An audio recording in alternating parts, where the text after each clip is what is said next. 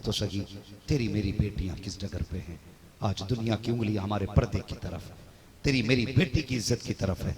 मुझे बता, एक मुस्कान ने अल्लाह अकबर का नारा लगाया था, पूरी दुनिया हिला के रख दी।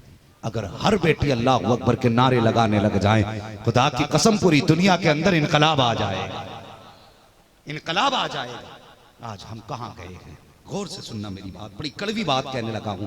कमेटी वालों तवज्जो करना, तुमने मुझे बहुत दूर से बुलाया, बड़ी मेहनत से बुलाया, लेकिन एक सबक मेरा याद कर लेना, एक सबक याद कर लेना। आज जो घर की बेटियां अपने बाप के माथे पे काली पोतती हैं ना, उसके जिम्मेदार हम हैं। हाँ, उसके जिम्मेदार हम हैं। और जिम्मेदार कैसे हैं सुने। आज किसी भी बंदे के साथ घर की बेटी को भेज दिया जाता है, और जब कहा जाए ना आपकी बेटी फलां अजनबी के साथ, कहने लगी नहीं वो हमारा बड़ा करीबी है, बिल्कुल बेटे की तरह घर में रहता है। ये कह के मौलवी को चुप करा दिया जाता है, बेटे की तरह रहता ना। वो भाई इस्लाम को समझ, इस्लाम को समझ।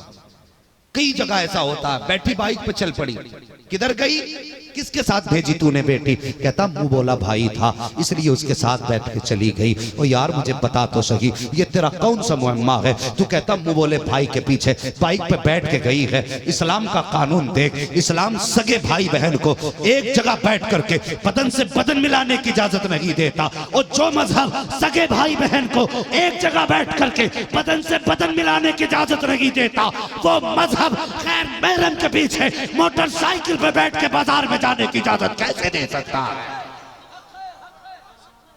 हमें भी तो समझाओ, ये कौन सा तरीका निकाला है हमने? बड़ी आसानी से कह दिया हमने मुंह बोले भाई के साथ गई है, और इस मुंह बोले भाई की भी देखो हकीकत तुम्हें बताने लगा। ये जितने मुंह बोले भाई मिलेंगे, इनकी सगी बहनें इनसे तकलीफ में होंगी। फोन आ गया, कौन? मैं तुम्हारी बहन बोल रही हूं, वो बनाई हुई बहन।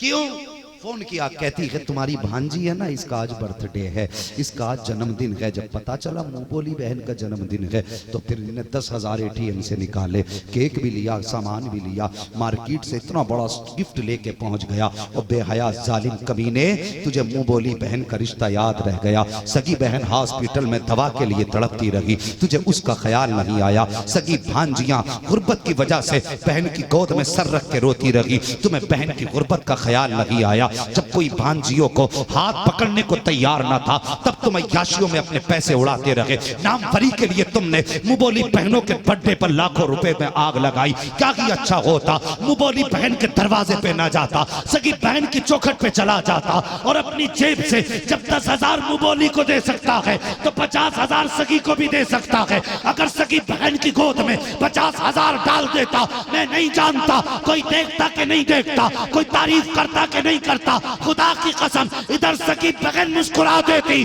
उधर जन्नतुल बकी में सैयदा फातिमा मुस्कुराने लग जाती।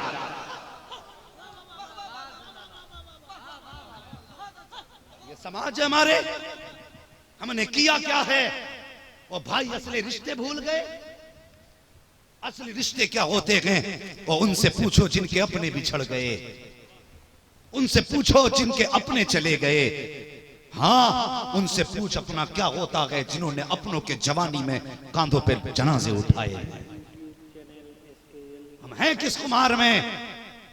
खुदारा शर्म करो, बहनों को मुस्तफा जाने रहमत की बेटी का किरदार सिखाओ, बेटी का किरदार सिखाओ। और सोशल मीडिया के जरिए बेटियां सुनेंगी, कुछ मां बहनें यहां भी बैठी हैं, मेरी बात बस दवा के तौर पे कड़वी समझ लगे तो दिल में रख के ले जाना। खुदा के वास्ते कोई भी कदम निकालने से पहले 1000 बार सोच लेना। तू अपने अगर कदम निकालेगी तो तेरे बाप का सर शर्म से झुक जाएगा।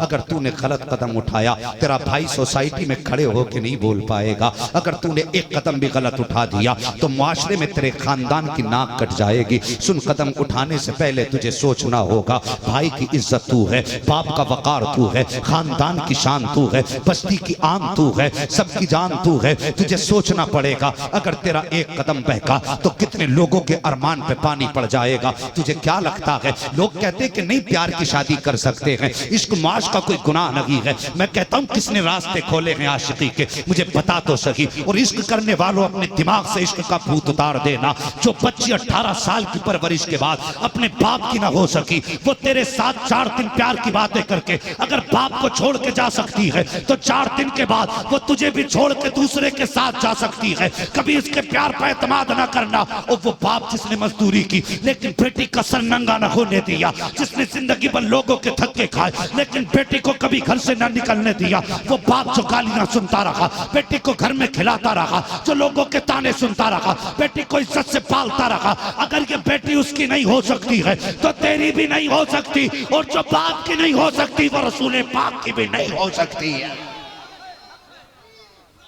नारे तकबीर, नारे रिसालत, मसलके आला हजरत, मसलके आला हजरत, खानदाने मुस्तफा, खानदाने मुस्तफा, अजमते मुस्तफा, मुफ्ती हम्माद साहब मुरादाबादी। सुन, बहनों को जाके बताना, और तुम भी सुनो मेरी बात। नौजवानों सुने मेरी बात। अंदाज़े बयां मेरा बहुत शौक नहीं है, शायद कि उतर जाए तेरे दिल में मेरी बात। मेरे पास वक्त बहुत ज्यादा नहीं है, मुझे जाकर के ट्रेन भी पकड़नी है। और सुने मेरी बात गौर से। अल्लाह अकबर। ये इश्क के कितने तकाजे हैं, और इश्क क्यों होता है? इश्क या तो किसी के हुस्न की वजह से होता है, या किसी की पावर की वजह से होता है, या किसी की दौलत की वजह से होता है। आजकल बेटियां जो इज्जतों के सौदे कर रही हैं, वो ज्यादातर दौलत के लालच में आके कर रही हैं। गाड़ियों के शौक उनसे गुनाह करा रहे हैं, जेवर का शौक उनसे गुनाह करा रहा है। मेरी बेटी सुन, तू कनीज़े फातिमा ज़हरा है, तू सोने के लिए दुनिया में नहीं आई है, तू ज़ेवरात के लिए दुनिया में नहीं आई है, तू तो मुस्तफ़ा की गुलामी के लिए दुनिया में आई है। अगर तू पारसा होगी तो खुदा की कसम सलाहुद्दीन अय्यूबी पैदा होगा। अगर तू नेक होगी तो मोहम्मद बिन कासिम आएगा। अगर तू पारसा होगी तो खालिद बिन वलीद फिर से आएंगे। अगर तेरा कदम बहक गया तो ये कौम सलाहुद्दीन अय्यूबी कभी नहीं पाएगी। अगर तेरा कदम बहक गया तो इस कौम को फिर सलाहुद्दीन अय्यूबी नहीं मिलेगा। अगर इस कौम को वकार आला देना है तो बेटियों को कदम संभालना होगा। और खुदा की कसम उनकी भी जिंदगी देखो, ये सोना क्या है, इसकी औकात क्या है। आज तुम्हारे पास तुम्हारे बाप की जानिब से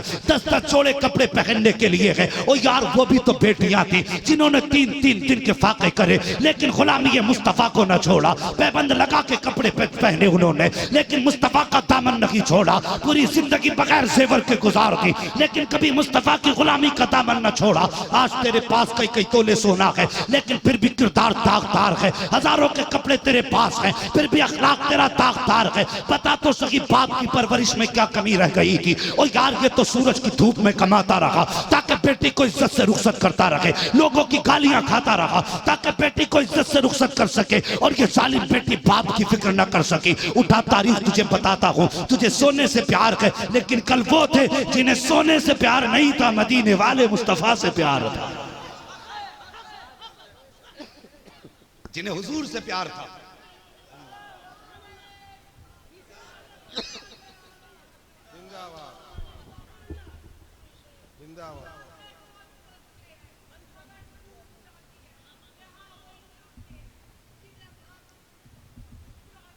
जिंदाबाद। और भाई आज एक औलाद रसूल का सबक यानी सैयद शहाबुद्दीन का पैगाम समझ के दिल में रख के लेके जाना। बहुत दिन हो गए हलवे खाते खाते, दांत टूट गए अल्लाह की नेमतें खाते खाते, लेकिन उसके शुक्रिया का भी हमें उसूल और तरीका मालूम है। हाँ, कभी तौफीक नहीं शुक्रिया अदा करने की। सुन, एक सैयदजादे की महफिल में बैठा है, बेटियों को सबक पढ़ाओ, ये सोना 4 दिन का है, ये चांदी 4 दिन की है। हमने किसी मरने वाली को जनाजे में सोना पहन के जाते नहीं देखा, हमने किसी मरने वाली को लग्जरी गाड़ी में रख के जाते नहीं देखा, हमने किसी मरने वाले की कब्र में आज तक ऐसी फ्रिज का इंतजाम नहीं देखा है। खुदा की कसम, वहाँ पे ये लाइट काम नहीं आएगी, वहाँ पे मदीने वाली लाइट काम आएगी, वहाँ पे मुस्तफ़ा जाने रहमत के चेहरे की रोशनी काम आएगी। कम से कम किरदार अच्छा कर।